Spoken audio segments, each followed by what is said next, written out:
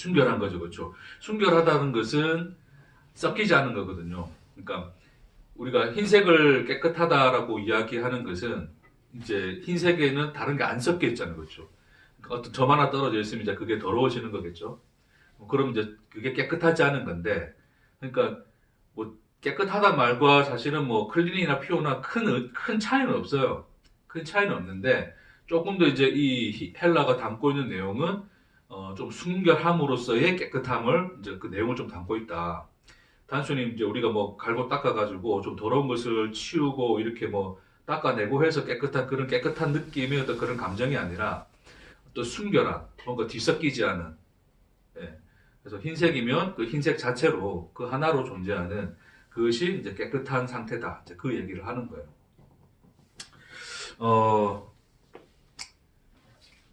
그렇기 때문에 간단하죠. 그냥 우리가 이 의미를 살펴본다면 결국 깨끗한 마음이라는 것은 어떤 마음인가요?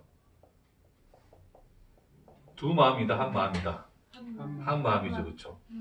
그러니까 그 인간이 이제 우리가 늘 그리는 그림이지만 하나님이 이제 창조를 하시고 하나님으로 말미암아 존재하게 되는 이제 의존적 존재죠.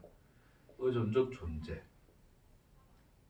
존재가 되어서 결국 하나님이 이제 이렇게 우리를 존재케 하신 이유는 하나님 자신이 이제 누구이신가를 계시하시고 누구이신가를 알도록 그것이 우리에게 생명이 되고 존재 자체가 되도록 우리를 창조를 하셨는데 인간이 이제 그런 어떤 이 자리를 떠나 인간 스스로가 존재하는 스스로의 존재의 자리에 서게 되는 거죠. 그러니까 이제 인간은 원래 창조 목적은 하나님을 인식하도록 창조된 거죠. 그렇죠? 하나님 자신을 그래서 하나님이 누구이신가 그분이 누구이신가를 인식하도록 창조되었는데 인간이 이제 스스로 자기를 인식하는 거죠. 그러니까 원래 인간이라고 하는 것은 하나님을 알므로써 그 하나님이 존재케 하시는 나. 근데 그걸 제가 늘 표현할 때 뭐라 그랬어요? 너라는 말로 좀 제가 구분해서 표현을 했어요. 우리는 나라는 말을 쓰긴 쓰지만 이제 제가 너라는 말을 쓰는 이유는 이제 요것이 가지고 있는 이제 제가 나름대로 이제 여러분하고 말씀 나눌 때 내린 정의예요. 그냥 정의. 이것은 하나님이 존재로 보시는 나인 거예요, 나. 그렇죠? 하나님이 나를 존재로 보실 때 그 상태를 이제 제가 너라는 것으로 표현하는 거예요. 알겠죠? 제 표현이니까 뭐 어디 다 써먹는 게 아니고 제 표현이니까 제가 말씀을 나눌 때 그렇게 이해를 하시면 돼요. 그러니까 하나님만이 뭔 거예요? 홀로 존재이신 나죠, 그렇죠? 나. 그래서 하나님은 여호와께서 말씀하셨다. 태초에 하나님이 창조하셨다. 그 주어인 그 나인데 그 하나님이 존재케 하신 그 대상이 우리. 그 하나님이 보시는 너죠, 그렇죠? 하나님이 너라 그랬을 때 그 너는 하나님 앞에 존재하는 존재자잖아요, 그렇죠? 그 존재자로서의 그 나가 바로 이제 하나님이 보시는 너인데 이 나는 스스로 존재하는 나예요. 그러니까 이 나는 누가 인식을 하는 나입니까? 나. 그렇죠. 내가 주어가 돼서 내가 인식하는 나예요. 됐죠? 그러니까 하나님이 존재로 보시는 나하고 내가 인식하는 나죠. 그러니까 그 둘의 차이점이 있는 거예요. 그래서 내가 나를 볼 때 항상 보면 이제 내가 나를 보면 어떻습니까? 질문 안 하기로 했는데 내가 나를 보면 뭐 나를 보면 자랑스러울 수도 있고 진짜 수치스러울 수도 있고 뭐 이 모양 저 모양 그런 건데 뭐 그건 또 사람마다 다 다를 수 있겠죠, 그렇죠?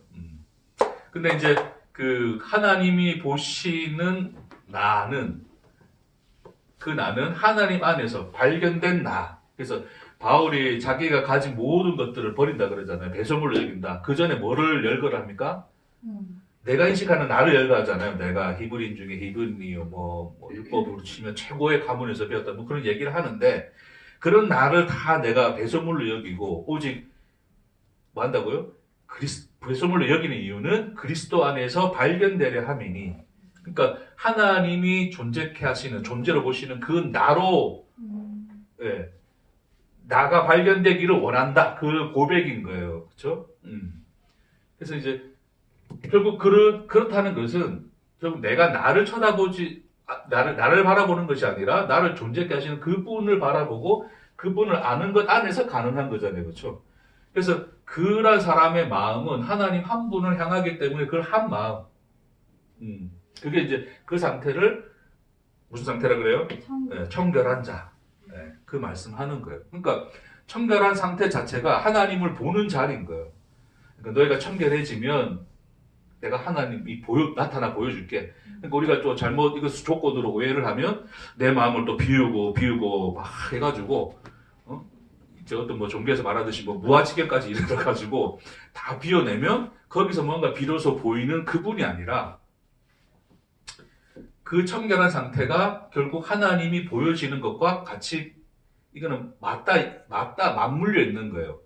뭔가가 원인이 되고 결과가 되는 것이 아니라 그것이 하나로 우리에게 오는 거거든요. 그러니까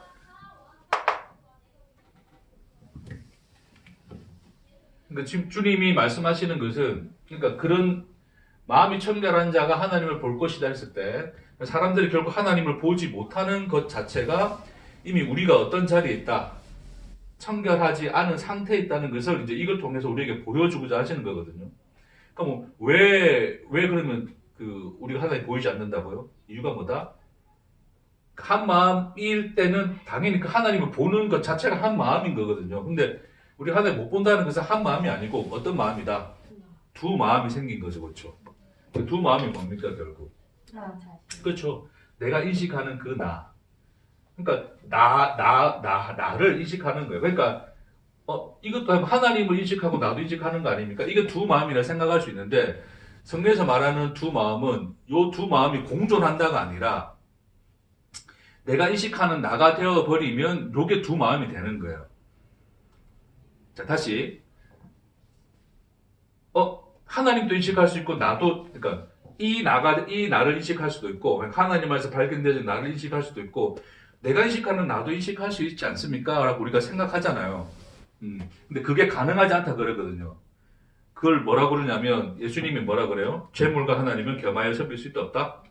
없다. 그 재물이 만몬이라는 뜻이잖아요. 만몬이라는 것은 결국 그걸 이제 우리가 좀 더 깊이 풀어보면 영적인 어떤 의미로 이제 풀어본다면 소위 영적인 의미로 풀어본다면 만몬이라는 것은 결국 뭐예요? 나의 존재성이 투영된 신이거든요. 그게 우상이 나를 존재케 해주는 그 초월자가 신인 거잖아요. 그게 만몬이에요. 만몬. 그러니까 인간들이 이제 하나님 아닌 다른 우상을 섬기는 이유는 그 신을 섬김으로써 나의 존재성을 채우고 완성해주는 자로서 그 대상을 삼기 때문에 결국 그것을 섬긴다는 것은 나를 섬기는 거거든요. 그럼 결국 그것을 이제 우리가 좀 의역을 한 게 재물이에요. 재물. 재물이 있음으로써 우리는 어떻게 됩니까? 사람들이 왜 재물을 얻으려 한다고요? 그 재물은 뭐예요? 나의 가능성을 최대로 만들 수 있는 도구들이죠. 도구들. 돈 있으면 좋습니까? 안 좋습니까? 좋잖아요. 그렇죠? 내가 원하는 그 무엇을 할 수가 있으니까. 그러니까 그 재물과 하나님을 겸할 수 없다는 것은 나하고 이 하나님을 동시에 인식할 수 있다 없다? 없다죠. 그렇죠? 그렇게는 인식되어지지 않는 거예요. 그러니까 하나님이라는 이 분이 우리가 하나님을 인식했을 때 이게 동시에 인식되어질 수 있는 자리가 아니다. 아닌 거야. 아닌 거. 그러니까 요거 두 개가 동시에 인식되어진다는 것은 우리의 착각인 건데 그렇게 인식되어지면 이게 뭐가 되는 거예요? 한 마음이 두 마음이에요? 두 마음. 이거 두 마음으로 갈린 거잖아요. 그 두 마음이 되었다는 것 자체는 이미 나와 하나님을 재물과 하나님을 동시에 섬기는 거거든요. 그게 나와 재물을 하나님과 재물을 동시에 섬기는 것이고 그것을 다시 풀어보면 하나님과 나를 동시에 인식을 하는 건데 예? 그 하나님과 나를 동시에 인식하는 건데 자 그런 일은 주님이 있을 수 있다는 거 없다는 거예요. 없다는 거죠. 근데 그게 가능해요? 안 가능해요? 가능한 거예요. 인간 인식 안에서는. 그러니까 그렇다면 나도 인식하고 나를 존재케 하신 하나님이 인식한다고 했을 때 이 하나님은 내가 진짜 하나님을 인식하는 겁니까? 아니면 진짜 하나님을 인식하지 못하는 겁니까? 못한다를 예수님이 그렇게 말씀하시는 거예요. 본래적으로는 하나님과 재물을 동시에 섬길 수 없다. 다시 말해서 하나님을 인식하면 너는 인식이 안 되는 거야. 그걸 말씀하시는 거거든요. 근데 지금 너희는 뭐 하고 있다고요? 두 개를 단식하고 있다고요. 그러니까 네가 인식하는 그 하나님은 하나님이 아니다. 네, 그 유대인들이 뭐예요? 하나님을 섬긴다면서 동시에 재물을 줬잖아요. 그러니까 니들이 믿는 하나님은 하나님이 아니다. 아니다를 그렇게 말씀하는 거예요. 그러니까 이미 너희는 너희 속에는 무슨 마음이 있다? 두 마음이 들어가 있다. 그러니까 이 마음이 따로 해서 두 개가 있는 게 아니라 이 두 개를 동시에 인식하고 있는 그 마음이 두 마음인 거예요. 뭔지 이해하시겠죠? 그러니까 그럼 여기서 하나 버리면 이거 마음 되겠네요가 아닌 거예요. 응? 그러니까 뭐 내가 요거 버릴게요. 그럼 이렇게 안 할게요. 그러면 내가 이 하나님 인식을 한 마음이 되는 게 아니라 그럼 하나 버렸으니까 한 마음 남는 겁니까가 아니라 본질상 다른 마음이에요. 알겠죠? 네. 제가 오늘 질문도 많이 안 하고 빨리 갑니다. 한 주간 동안 회개를 하고 30분 정도 할 수 있도록. 그러니까 한 마음과 두 마음은 두 마음 빼기에 한 마음 하면 한 마음 되는 게 아니라 요거 자체는 완전히 다른 마음이다. 본질상 다른 마음이다. 이해되겠죠? 그러니까 그런 면에서 본다면 결국 내가 나를 비워내서 내가 도달할 수 있는 마음인 거야, 아닌 거야? 아닌 거죠, 그렇죠? 요거는. 그러니까 내 편에서의 어떤 노력과 어떤 이 행위와 뭐 수양을 통해서 도달할 수 있는 마음이 아닌 거죠. 결국 이 마음은 뭡니까? 십자가. 그 십자가 그러길 어떻게 연결시킬까요, 우리가? 연결되겠죠? 네, 결론은 연결될 겁니다. 자, 일단 요 두 마음만 좀 먼저 살피고 요 한 마음만 이제 여러분 정리하면서 말씀을 오늘 좀 정리할까 합니다. 자, 결국 이 두 마음이 생기는 이유가 뭐냐면 결국 뭐예요? 나를 존재로 인식하기 때문인 거죠. 내가 나를 스스로. 자, 근데 인간이 나를 존재로 인식하고자 하는데 근데 내 속에는 진짜 나가 있습니까? 없습니까? 존재로서의 나는 존재합니까? 안 합니까? 이 나는 내 인식이 만들어내는 허상인 거죠, 사실은. 네. 그렇죠? 왜냐하면 본질상 하나님이 존재케 하시는 나만 존재해야 되는 건데, 그러니까 하나님의 너로서 나는 존재해야 되는 건데, 내가 스스로 나로서 존재하는 그런 나로서 내가 나를 인식한다는 것은 없는 것을 인식하는 거거든요. 그러니까 인식이 만들어내는 허상이죠. 그러니까 데카르트가 나는 인식한다, 고로 존재한다. 그러니까 철학의 결론이 그거였어요. 모두 존재론에 대해서 막 부정 하다가 결국 하나를 붙잡을 수 있는 게 뭐냐면 인간의 인식인 거거든요. 그러니까 내가 이게 거짓에게 속고 있든 뭐 참을 알고 있든 어쨌든 나는 인식하고 있지 않느냐. 인식하는 자로서의 나는 존재하고 있는 거다. 그러니까 인식과 존재를 같이 연결시켜버린 게 이제 그 표현이란 말이에요. 근데 그렇게 그렇게 한다 하더라도 본질적으로는 내 인식이 만드는 허상으로서의 나기 때문에 인간은 항상 뭐를 느낄 수밖에 없어요. 그렇죠. 공허가 찾아오는 거죠. 없는 것을 잡으려고 하니까. 그러니까 내 인식이 확실하게 붙을 수 있는 것들을 인간들은 뭐 할 수밖에 없어요? 찾아다니는 거죠. 그러니까 인간은 결국 뭐에 신경을 씁니까? 외모에 이게 외모가 뭐 잘생긴 못생긴 걸 떠나서 그것도 다 포함해서 이게 뭐예요? 이게 결국 내가 가진, 그러니까 내가 소유한, 그렇죠? 소유하고 가진 어떤 하나의 성벽, 도시, 그것짜리 가인의 후손들이 만들어냈던 문화가 뭐예요? 가인의 후손들이 뭐 만들었습니까? 처음에 아담과 하와가 무화과 나뭇잎을 엮어 입었듯이 그것이 발전해서 뭐가 돼요? 인간의 성이 되죠. 그렇죠? 성을 쌓았잖아요, 인간들이. 예. 결국 그런 것들이 다 뭐예요? 그게 외모예요, 외모. 그러니까 그런 성을 통해서, 그렇죠? 내가 가진 그 무엇, 내가 사는 인생의 모습, 뭐 인생의 행복, 이런 것들을 다 추구함으로써 그것은 내가 인식할 수 있는 것들이니까 그것으로서 그러니까 인식이 붙잡지 못하는 그 공허한 나를 이걸로 채워버리죠, 인간들이. 네? 그러니까 하나님 율법을 던져줘도 그 율법을 뭐로 삼아버려요? 나의 외모로 삼아버리잖아요. 내가 쌓는 성이 되는 거잖아요, 그렇죠? 내가 이렇게 율법을 잘 지킵니다, 하나님 그렇습니다, 이런 것으로서 나는 이렇게 존재합니다라고 하는 거예요. 이게. 됐죠? 그럼 결국 이런 것들은 뭐의 산물이에요? 뭐의 산물? 한 마음의 산물입니까? 두 마음의 산물입니까? 그렇죠. 두 마음의 산물인 거죠, 이게. 그러니까 끊임없이 내 속에는 뭐가 있어요? 그러니까 결국 이런 것들은 나를 채워 넣는 게 아니라 사람들을 채워 넣는다 생각하지만 채워 넣는 게 아니라 이건 나를 뭐 하고 있는 거예요? 네? 글자가 안 보입니까? 히브리 아닙니다, 이건. 가리는 거. 가리는 거. 역시. 그래서 우리가 한 7년 정도 가까이 같이 했으면 이 정도는 뭐 빨리 이제 보이시겠죠? 가리는 거잖아요, 그렇죠? 그 가리는 게 본질이 이제 무화과였고 가장 원초적인 그 가림의 그 도구가 무화과가 있는데 결국 이런 것이 다 자기 존재를 가리는 거죠. 가림으로써 자기 존재성을 들키지 않으려고 하는 인간의 노력들이 결국 이 두 마음의 결과물로서 이렇게 나타나는 거죠, 그렇죠? 그렇게 해서 내가 나를 인식하는 거예요. 그래서 우리가 인식할 때 나를 자꾸 이제 우리는 이제 어떤 내가 가진 그 무엇 어떤 그런 것으로서 인식하고 있습니다. 그게 두 마음인 거죠. 그럼 결국 이 두 마음이 어떻게 됩니까? 여기서 이제 요것들 버리고 하면 한 마음 될까요? 이런 것들이 나타난 이 발현된 원인이 어디 있다고? 여기 있는 거죠, 그렇죠? 예. 그럼 결국 이게 뭐가 되는 거예요? 이게 박살 나야지 한 마음이 들어오는 거죠, 그렇죠? 그럼 이 마음이 박살 난다는 게 뭐예요, 결국? 물론 우리가 어떤 그 나타나는 어떤 현상적인 모습으로 보면 이런 것들이 다 결국 뭐야, 우리에게서 부정당하여지죠, 그렇죠? 사람들 보면 내가 어떤 사람들은 이제 물론 추구해서 이루는 사람도 있긴 있겠지만 추구해서 이제 못 이룰 수도 있는 거죠.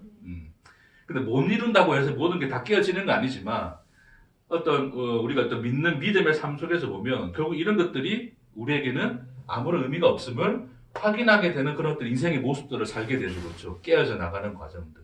그래서 가장 대표적으로 보여준 인물이 누구였어요? 그렇죠. 욕도 있어요.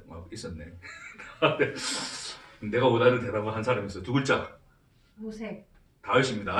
자, 지금 오래부터 시간 가니까 다윗입니다. 다윗. 그렇죠. 다윗이 어떻게 합니까?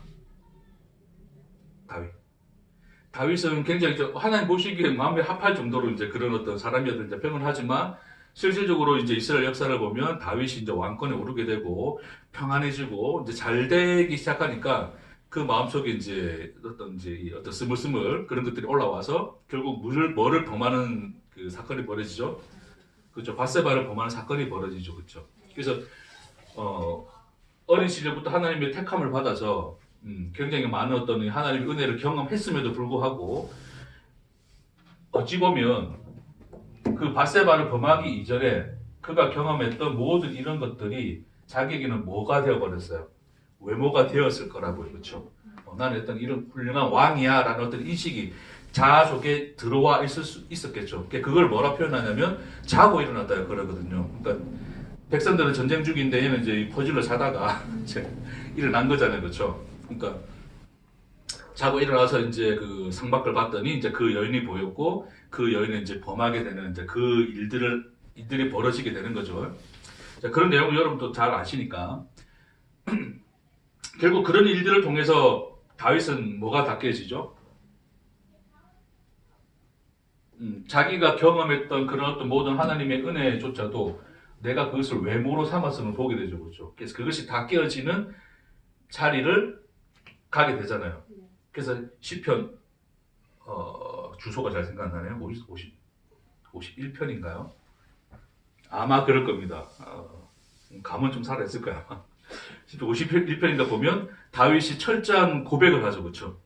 무슨 고백을 합니까?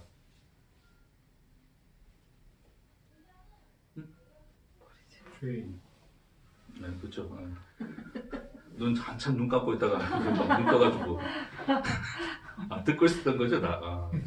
도인이에요, 도인. 저게 들 때 이렇게 딱 한번 눈 딱 떠가지고 대답은 잘하죠. 그러니까 결국 자기가 뼛속 깊이 죄인인 것을 고백하잖아요, 그렇죠? 존재 자체가 죄인이었다는 것을 고백하는 거예요.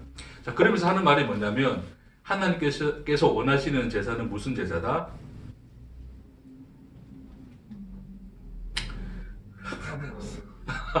그런 생각이 잘 안 나세요? 하나님이 원하시는 제사는 상한 심령이다. 그렇죠. 네. 하나님은 그렇죠. 하나님 고기와 기름을 원하시는 것이 아니라 상한 심령을 원하신다. 그렇죠. 받으시는 제사라 그래요. 그러니까 그 유대인들에게 있어서 깨끗함이라는 것은 사실은 제의적 의미하고 가장 관계가 깊어요. 제의적 의미. 그 제사는 왜 지냅니까? 태우는 거. 네? 제사는 이제 이스라엘 백성들에게 있어서 역사적으로 제사는 왜 지내죠? 그렇죠. 씻어내는 거예요. 씻는 행위예요. 끊임없이 씻어내는 행위. 그러니까 이제 자기들 마음 안에 있는, 그러니까 하나님만 섬기라 그러니까 우상은 안 섬기고 하나님만 섬길게요라고 생각하면서 끊임없이 그 속에서 뭐예요? 그 율법 가지고 끊임없이 씻어내는 거예요. 제사를 통해서 씻어내고. 그런 행위 자체가 정결의 의미예요. 제사가. 그래서 씻어내기 위해서 양의 피도 흘리고 뭐 제사 드리고 이제 율법도 순종하고 다 하지만 하나님 그거 원한다는가 원하지 않는다는 거예요. 다시 깨닫는 건 그거였죠. 씻어내는 행위조차도 결국 그들에게 뭐였다? 자기 존재를 가리는 외모의 행위에 불과했다. 됐습니까? 이렇게 생각하시면 돼요, 여러분. 우리 보통 성당 같은 데 가면 이 모자이크입니까? 알록달록 파랗게 이렇게 노랗게 말갛게 돼가지고 그 스테인드 글라스입니까? 네. 스테인드 글라스라 그래요? 네. 그 스테인드 글라스처럼 이렇게 이게 아주 예쁘잖아요. 그렇죠? 네? 근데 중요한 것은 그걸 그렇게 해놓으면 그 속이 보여집니까? 안 보여집니까? 안 보여지죠, 그렇죠? 그러니까 이런 것들을 쌓는 것은 결국 인간 안에 예쁘게 스탠드 글라스, 나의 존재성을, 내 존재가 어떤 존재라는 것을 내가 어떻게 정의를 내리고 가치를 챙겨가면서 스탠드 글라스를 만들어 놓는 거예요. 그렇죠? 거기 먼지가 좀 끼면 뭐 하면 돼요? 닦아내고 씻어내면 되죠. 그렇죠? 제의적 행위가 그랬다고, 그 인간들에게, 유대인들에게. 그들은 야, 우리 스탠드 글라스에 좀 때가 꼈네, 먼지가 꼈네, 좀 닦아내자. 그랬거든요. 그렇죠? 다윗도 그랬었는지는 모르겠어요. 어쨌든 그렇게 했지만 그것 자체가 하나님 받으시는 행위는 아니다. 아니다. 그리고 제사라는 것은 깨끗게 함으로써 하나님께 가는 거고 그 하나님을 보는 행위인데 그들은 그렇게 함으로써 하나님을 봤다라고 믿고 있지만 하나님을 본 것이다 아니다? 아니다. 다윗이 이제 그걸 깨닫는 거죠. 어떻게 됨으로써? 스탠드 글라스를 깨끗게 함으로써가 아니라 그 글라스가 어떻게 돼야 돼요? 그렇죠. 완전히 깨지고 완전히 이게 없어져 버린 거죠. 그랬더니 뭐가 보입니까? 텅 빈 나가 보이는 거죠. 그렇죠? 그 죄라는 것은 결국 텅 빈 나잖아. 텅 빈 나. 내가 인식하는 내가 허상이었다는 걸 보게 되는 거죠. 그걸 죄인으로 내가 인식한다는 거예요. 그러니까 어떻게 됩니까? 그런 허상인 나가 보여질 때 비로소 그는 뭐라 그래요? 하나님이 제사를 받으신다 그러는 거예요. 이게 상한 심령인 거죠.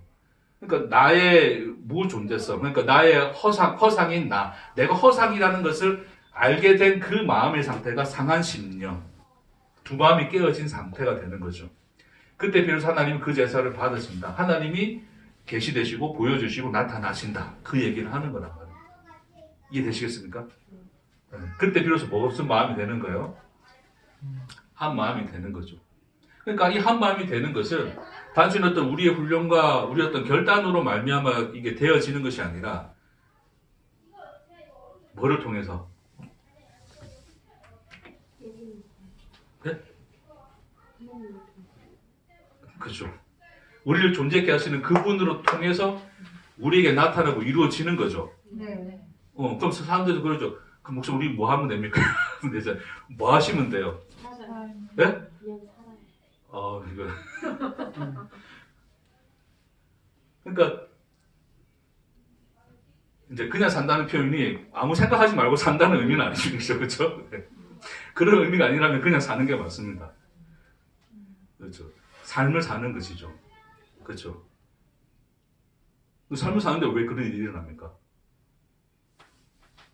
하나님을 기대하면서 살다 보면 하나님 기대하면서 살다 보면 그렇죠. 늘상 우리는 기대는 하죠, 그렇죠. 기대만큼 안 돼서 그런데 그냥 그러니까 이게 지금 예수님이 뭐라 그래, 뭐, 지금 팔복의 산에, 이제, 제가 이제 이름을 지었죠. 팔복의 산이라고. 팔복의 산에, 오르셔서, 지금 그 예수님 앞에 모인 그 자들에게 주님이 선포하는 것으로서 지금 말씀하잖아요. 복되도다, 뭐한 자요? 마음이 청결한 자요. 너희가 하나님을 볼 것이기 때문이다. 그 얘기를 하는 거예요. 됐죠? 자, 그러면, 자, 그 말에서 보세요, 여러분.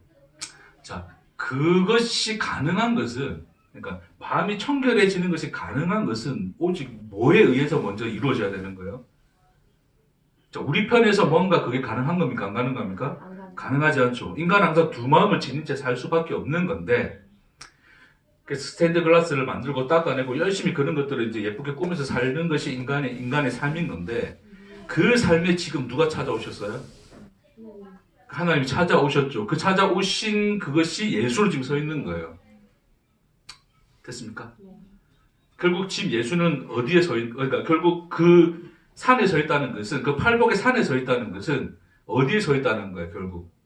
골고다. 그 골고다라는, 골고다. 왜들 그러세요? 다음 주부터 설교하시라니까, 이제.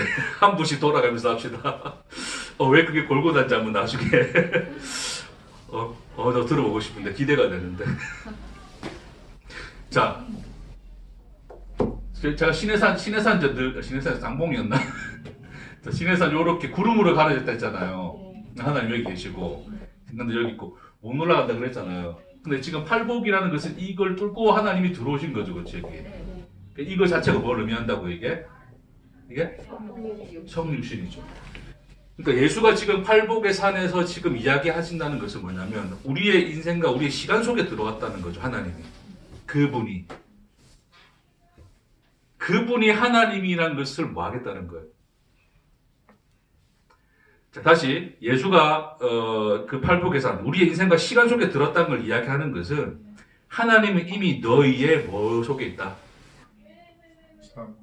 그렇죠. 너의 삶 가운데, 인생 속에, 네가 살아가는 시간 속에 내가 있노라 하나님이 이야기하시는 거예요. 그리고 그 시간을 살아내므로써 하나님이 하시는 일이 뭐라고요? 두 마음을 깨트리시고 한 마음으로 주님이 끌고 가시겠죠. 그렇죠. 자, 그렇게 되는 자리에서 우리가 보게 되는 건 뭡니까? 그게 이제 결국 내 허상이 다 깨지고 두 마음이 깨어지는 과정인데, 결국 한 마음이 됐을 때 보는 게 뭐예요? 하나님이시죠, 하나님. 하나님 볼 것이 됐잖아요. 그러니까 그 말은 지금 예수가 지금 들어와 있단 말이에요. 근데 이 사람도 예수가 하나님인지 압니까? 모릅니까? 그렇죠. 근데 그는 누구세요? 하나님이시죠. 그걸 보리라는 거죠. 우리는 감히 우리와 시간 속에 하나님이 있다는 걸 못 봐요. 그래서 우리는 너머에 자꾸 뭔가를 두는 거죠. 우리는 여전히 하나님이 이 자리에 두고 싶은 건데, 제가 말씀드렸죠. 늘 팔복 시작하면서. 그 팔복을 말씀하시는 자리는 여기가 아니고 어디라고요? 여기라고요. 이미 그 하나님이 우리의 시간과 인생 속에 들어와 계신다는 것을 보여주시죠. 한 마음이 되면 뭘 보겠다는 거예요? 그걸 보겠다는 거예요. 그러니까 여러분의 인생 안에, 그러니까 하나님이 성육신, 그러니까 그분이 우리와 같이 내사 우리와 함께 그 시간을 살고 계신 누구를 본다는 거예요? 그분을, 하나님을 본다는 거예요. 하나님. 뭔 말인지 아시겠습니까? 우리 인생과 하나님이 분리되는 게 아니라, 뭔가 우리는 다 죄 속에 뒤섞여 있다가 뭔가 어떤 하나님의 거룩한 영역에서 그분을 찾아 배우는 게, 그분의 영광을 보는 게 아니에요. 그들의 눈에는 가려서 아직도 이 예수가 하나님인 걸 못 봐요. 그렇죠? 근데 청결해진 그 하나의 마음이 되면 그 시간 속에 들어와 계신, 그 시간을 살고 계신 하나님을 보겠다는 거예요. 그게 하나님을 볼 것임이죠. 이해됩니까? 내가 도 닦고 어디에서 자꾸 막 조용한 데서 막 묵상하고 있으면 뭔가 내 속에 뭔가 어떤 환희와 이상 같은 게 그려지면서 그분의 경험, 물론 그 경험도 하나님일 수도 있겠죠. 단순히 그것에 머물러 있는 것이 아니라 그 하나님을 본다는 것은 결국 우리의 삶과 우리의 인생, 그 시간을 함께 살고 계신 그분을 만나게 되고 보게 된다는 거예요. 됐습니까?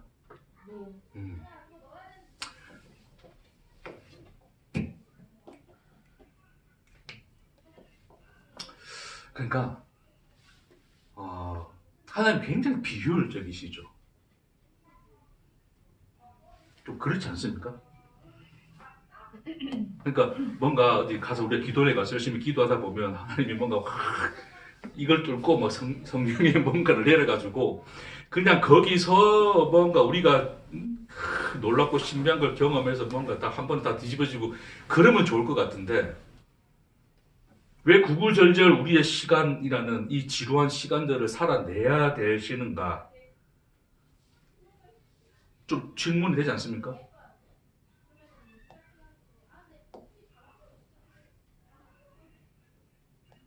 아직도 팔복산에 서 계신 그 예수 하나님을 안 보이시진 않습니까? 왜 그러냐는 거예요. 왜 그렇습니까, 여러분?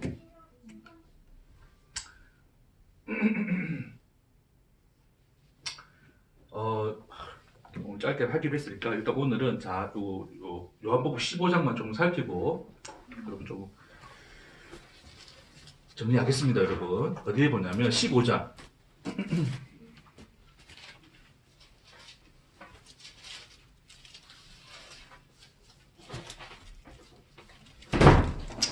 요한복음 15장 보시면 15장에 2절, 3절을 함께 2절, 3절, 4절 함께 붙어 있어 열매를 맺지 아니하는 가지는 아버지께서 그것을 제거해 버리시고 우리 열매를 맺는 가지는 또 열매를 맺게 하려 하여 그것을 깨끗하게 하시느니라. 너희는 내가 일러준 말로 이미 깨끗하여졌으니 내 안에 거하라. 나도 너희 안에 거하리라.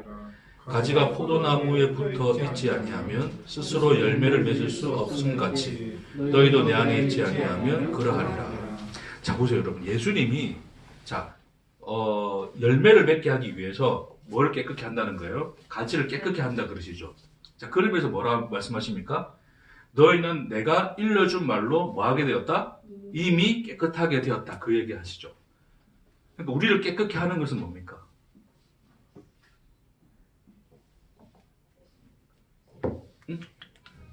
자, 우리를 깨끗게 하시는 거. 말씀. 그쵸?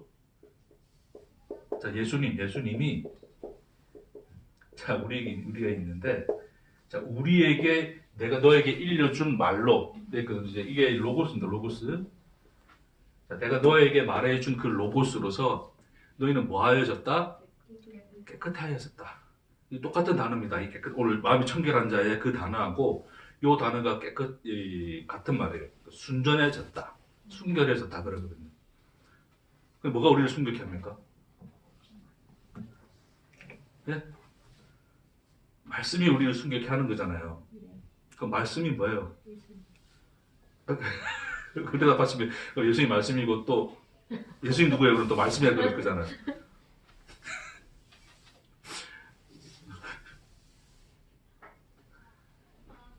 말씀을 엄청 많이 하면 마음이 깨끗해질까요? 약간 그런 감정적인 그런 건 있어요. 뭔가 말씀을 읽으면 뭔가 마음이 평안해지고, 뭔가 씻겨 내려가고, 고요해지고, 뭔가 그 말씀만, 하나님만 다시 보이는 어떤 그런 경험을 하기도 해요. 뭐 그 경험 자체를 부정하지는 않습니다. 왜냐하면 그 말씀 자체가 우리에게 하나님의 생명이 되어서 그렇게 우리에게 그런 느낌과 인식을 줄 수 있으니까요. 그렇죠? 근데 주님이 말씀하시는 이 로고스, 그 로고스가 우리를 깨끗하게 했던 이 말씀의 좀 궁극적인 의미는 단순히 어떤 그런 의미를 포함하는 것뿐만 아니라 뭐를 포함하고 있을까요? 를 이제 제가 지금 설명하려고 하는데 대략 몇 분 예상하십니까? 이 설명은? 자, 이제 10분 안에 마무리하겠습니다.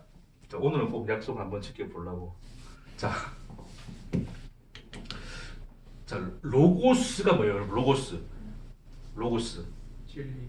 그렇죠. 이거는 말하여진 진리예요. 그러니까 로고스가 이게 이제 동사가 되고 하면 이게 말하다는 뜻이에요, 그냥. 그렇죠? 네. 말할 수 있는 것이에요. 그러니까 말할 수 있는 것으로서의 진리예요.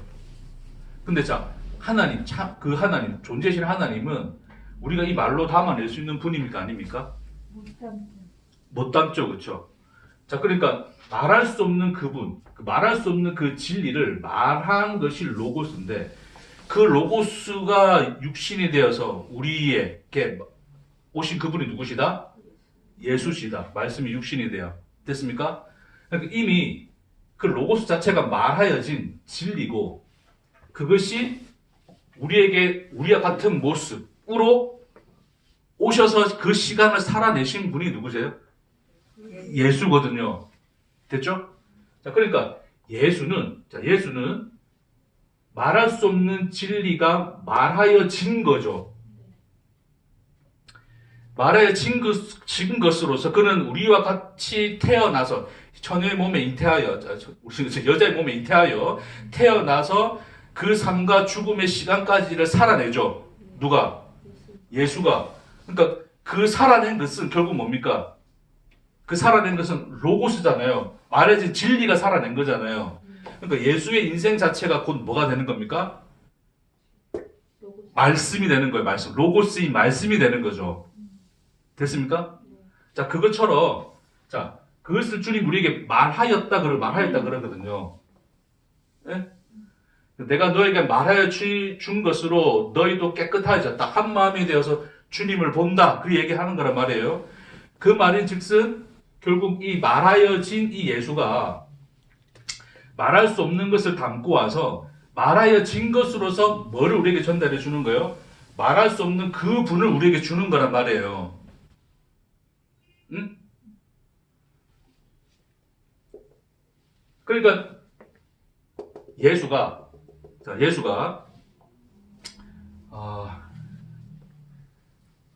이제 요거 잘 들으세요. 저도 말을 잘해야 되죠, 여기서 이제. 자, 말하여진 진리로서의 그 로고스. 그것이 우리와 같이 되사, 우리의 시간과 인생의 모습으로 나타나 그 시간과 인생을 살아냄으로써 그 로고스가 무엇인가를 우리에게 보여주신 건데, 자, 그것을 우리에게 말씀으로 전하여 주신 거란 말이에요, 예수가. 그럼 결국 우리 또한 자, 그 로고스를 받아. 로고스, 여기, 우리는 뭐가 우리 속에 뭐가 존재하는 거예요? 말씀. 로고스, 말씀. 말할 수 없는 것이 말하여진 진리로서 우리 속에 그게 존재를 하죠. 그걸 우리 다른 말로 뭐라 그러냐면 복음이라 그러는 거예요, 복음. 이해되겠습니까? 그래서 복음을 가진 자는 그 복음의 내용이 무엇인가를 뭐로 살아내는 거예요? 네? 삶으로. 네. 네가 지켜서 순종하여 살아내라는 것이 아니라 우리가 숨쉬고 살아가는 모든 시간들이 뭐를 담아내고 있다고요?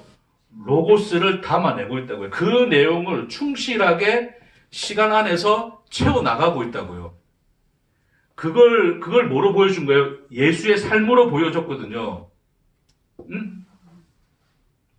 결국 이 예수의 삶은 하나님과 함께하는 삶이고 예수가 이 시간을 예수를 그냥 우리라 생각하시면 돼요. 예수가 이 시간을 삶으로써 이 시간 살아가잖아요, 그렇죠? 살아감으로써 그 로고스가 이제 삶과 시간이라는 것으로 말해주고 표현되어지죠. 나타나는 거죠, 그렇죠? 삶과 시간이라는 것을 우리에게 말해질 수 있는 거예요. 그런 걸로 표현되어지는 거죠. 근데 그런 것들이 결국 말할 수 없는 생명이신 하나님이 그 예수 안에서 말하여지는 것으로서 살아가신 거란 말입니다. 하나님이 동일하게 그 로고스가 우리에게 전달되어서 하나님이 그 전달되어서 우리가 인생을 산다는 것은 결국 로고스의 삶을 사는 것이고 그 로고스가 우리에게 말할 수 없는 하나님의 생명으로 채워져 나가게 되는 거죠. 동일하게 예수가 그런 삶이 되셨던 것처럼 그것을 우리에게 언약과 약속으로 보여주신 거예요. 예수를. 그러니까 우리가 감지하지 못하는 그 어마어마한 것이 뭐 한다는 거예요. 우리 속에 있다라고 지금 예수가 말하고 있는 거예요. 전해주고 있는 거예요. 그래서 내가 말하여 준 그것으로 너희는 이제 한 마음이 된다, 그 이야기 하시는 거거든요. 왜 한 마음이 된다고요? 그것을 살아냄으로써 그게 결국 말씀을 살아내는 것인데 그것을 살아냄으로써 우리는 누구를 볼 것이기 때문에 말할 수 없는 그분을 볼 것이기 때문에 이해되시겠습니까? 자, 여러분, 그래서 성경에는 뭐가 많이 등장하냐면 뭐가 등장을 하죠? 주님이 늘 뭐를 말씀하시죠? 이 성경을 뭐로 나눠요? 구약과 신약이죠. 그러니까 구약과 신약이라는 것은 옛날 약속 지금 새로운 약속인데 어찌됐든 그 약속이라 그러죠. 언약. 예. 언약이 뭐라 그랬습니까, 여러분?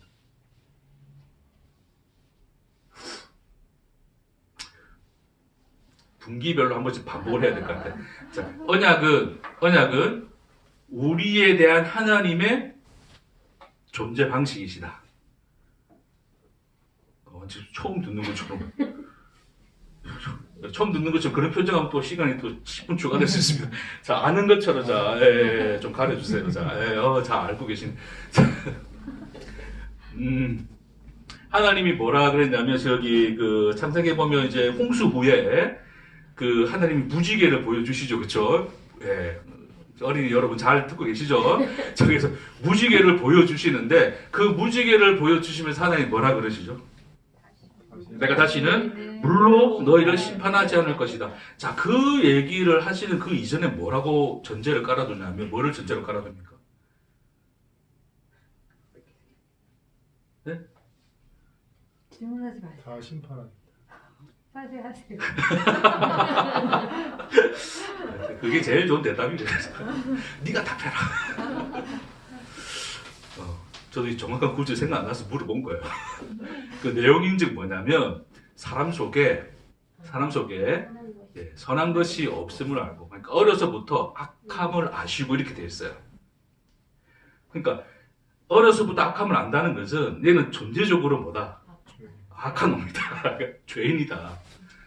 거기는 가능성이 있다 없다? 없음을 아시고 뭐를 세우죠? 약속을 세우죠.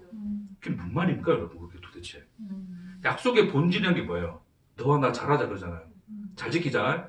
한 놈 배신하면 다 죽는 거야. 그게 약속인데 하나님의 언약이라는 것은 쌍방적이지 않잖아요. 일방적인 하나님의 선언이시죠. 그게 존재 방식이라고요. 그러니까 인간의 절망에다가 자기 존재를 뭐 해버리시는 거죠? 묶어버리시는 거죠. 이해되십니까, 여러분?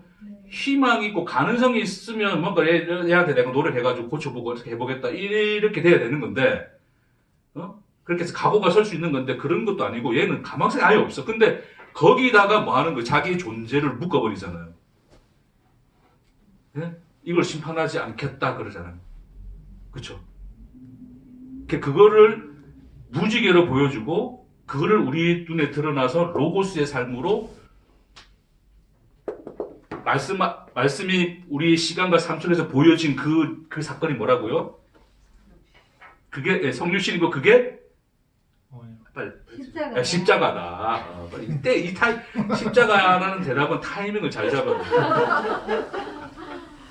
그러니까 십자가는 이게 절망이죠, 절망. 죄인 나의 예수가 자기를 못 박아버리죠. 나와 이거를 하나로 엮어버리시죠, 예수가. 그렇죠? 그게 언약의 성취라 그러잖아요. 이게 내가 너희를 대하는 존재를 보는 너를 대하는 나의 존재 방식이야가 언약이에요. 됐습니까? 그럼 결국 그 언약은 뭐예요? 우리에 대한 그것을 우리를 표현할 때 뭐라 그러는데 우리가 경험하면 그것을 하나님의 사랑이라 표현을 하는 거예요. 그러니까 언약은 우리에 대한 하나님의 존재 방식이며 그 언약이 실현되는 것이 하나님의 사랑이 우리에게 나타난 바 되는 거예요. 자, 그 언약을 말하면 말할 수 있는 것으로 그래서 언약이라는 우리에 대한 하나님의 존재 방식 자체를 우리가 말로 표현할 수 없는 그 하나님이시니까 그 하나님의 그 존재 방식, 그 사랑을 말로 할 수 있습니까? 없습니까? 없죠, 그렇죠? 그러니까 본질상 언약은 원래 말로 되어지진 않아요. 우리가 표현해서 언약이라 말하는 것뿐이지 이걸 우리가 말할 수 있는 것으로 하나님이 선지자든 누구든 간에 누군가에게 전달해 주시거든요. 말할 수 있는 것으로. 그걸 뭐라 그러냐면 성경에서 묵시라 그래요. 묵시. 이해되시겠습니까?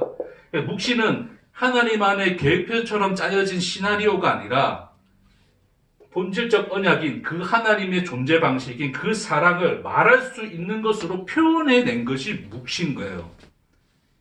이해되시겠어요? 그러니까 요한 계시록 그러죠. 요한 묵시록이거든요. 요한 묵시록은 뭘 의미하는 겁니까? 그러니까 이단들은 자꾸 그걸 막 자꾸 앞으로 되어질 일들에 대해서 막 풀이하고 막 하잖아요, 지금. 네. 언제쯤 뭐가 될 것이고 14만 4천 명이 뭐 해가지고 할 거라 이야기하잖아요. 네. 근데 구구절절 그것은 다 묵시예요. 뭐라고요? 말할 수 없는 하나님의 사랑이 말하여진 복음이 묵시 복음이에요.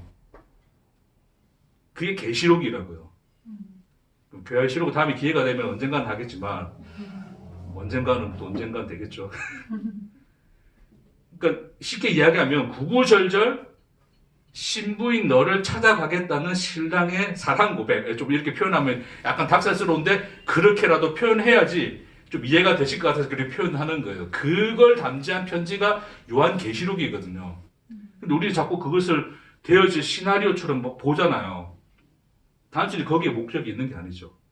하나님이 우리에 대하여 어떠한 사랑을 가지셨는가를 말씀해 주는 거예요. 그게 이스라엘 역사 속에서 선지자들의 심령 안에 비춰진 묵시로도 보여져요.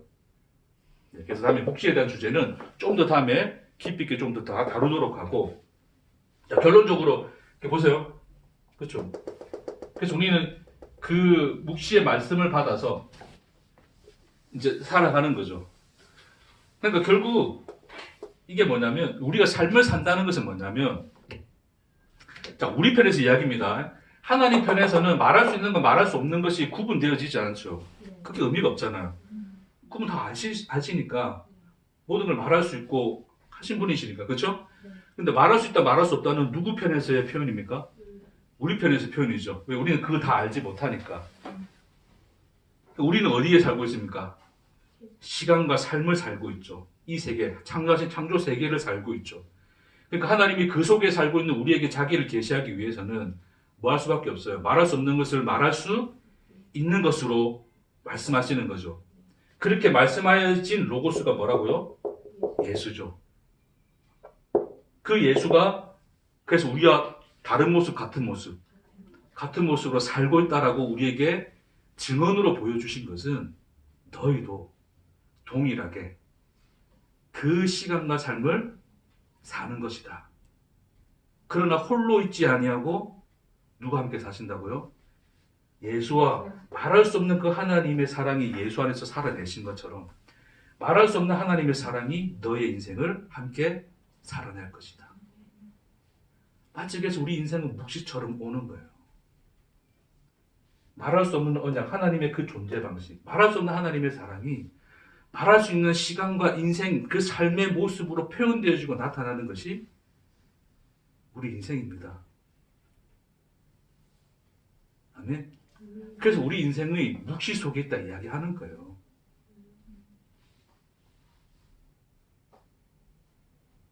할렐루야. 눈 뜨고 계시네 이제.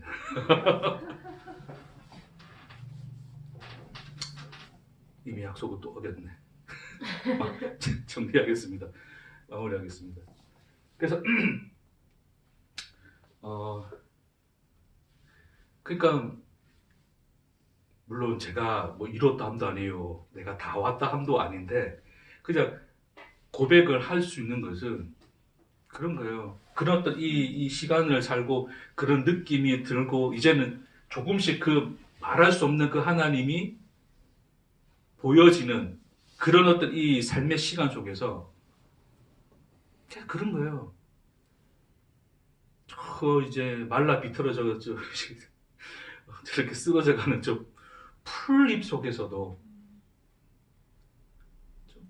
이 추운 겨울 아직도 청명한 저 소나무의 저 푸르른 잎 속에서도 밤새 소복히 내리는 그 하얀 눈, 그 소리 속에서도 그분이 보여지는 그 은혜가 있으시기를 주의 이름으로 축복합니다. 주님, 그러니까 우리는 그 예수를 잘 이해하지 못하면 여전히 하나님은 저 자리에 계신 그분으로 보여지는데 우리의 숨결 곁에 와 계신다고요. 그렇죠?